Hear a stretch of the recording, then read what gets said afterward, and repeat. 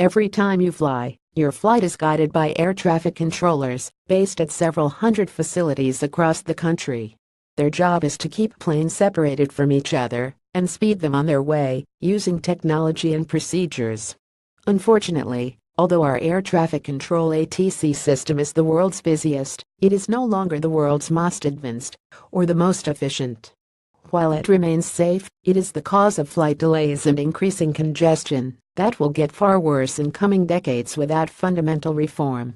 At the Miami and Fort Lauderdale airports, 41% of all delay minutes last year were due to ATC constraints.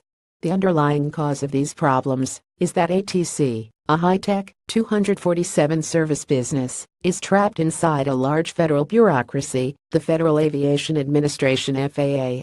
Its funding comes from an increasingly strained federal budget. It is subject to all kinds of political second-guessing and has a bureaucratic process for developing new technology that rivals that of the Defense Department for generating cost overruns, late delivery, and overly complex end products. These problems were not unique to the United States. Historically, nearly all countries operated ATC as a part of their transportation agency. But in 1987, the reformist Labour government of New Zealand moved its ATC system out of the Transport Ministry, converting it into a public utility company. Airways New Zealand charges airlines fees for its services and issues revenue bonds to pay for major projects. The new approach worked well, and in the next 15 years over a dozen other countries did likewise. For many years, aviation experts in the U.S. have advocated a similar reform here, to no avail. Meanwhile, over 60 countries have depoliticized their ATC systems by moving them out of government, reinventing them as self-supporting service providers. Now, a bill to move our ATC system out of the FAA and convert it into a non-profit ATC corporation is poised for a House vote this month. It has the support of unions representing air traffic controllers, pilots, and flight attendants, as well as all the major airlines, the Business Roundtable, and a long list of former senior officials of the U.S. Department of Transportation and the FAA. The US ATC Corporation would closely resemble NAV Canada, the world's second-largest ATC provider, which was converted to a self-supporting non-profit corporation in 1996. Like NAV Canada, ours would have a governing board of 13 members, appointed by all the aviation stakeholders, including controllers, pilots, airlines, airports, and private plane operators. It would be entirely supported by ATC charges, meaning that existing aviation taxes would be cut by $11 billion per year. And it would be regulated for safety by the FAA, just as airlines, airports, aircraft producers, and others are regulated. NAV Canada is at least a decade ahead of the FAA in implementing advanced technologies such as GPS surveillance of where planes are more accurate than radar and digital communications between pilots and controllers.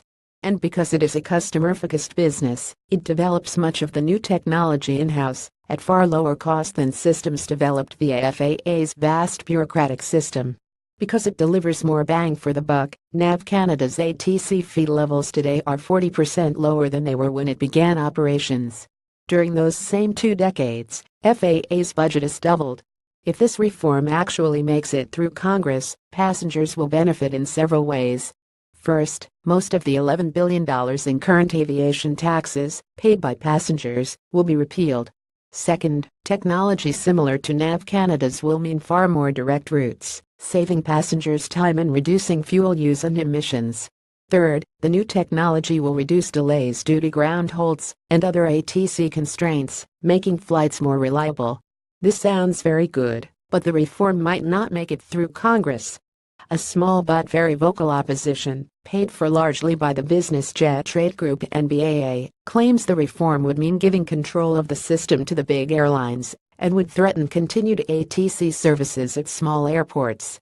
In fact, big airlines would nominate only 1 out of 13 board members, and the bill has numerous provisions to protect small airports and their towers. And as a concession to private pilots, the bill would exempt, by law, all private planes from having to pay ATC fees, including business jets.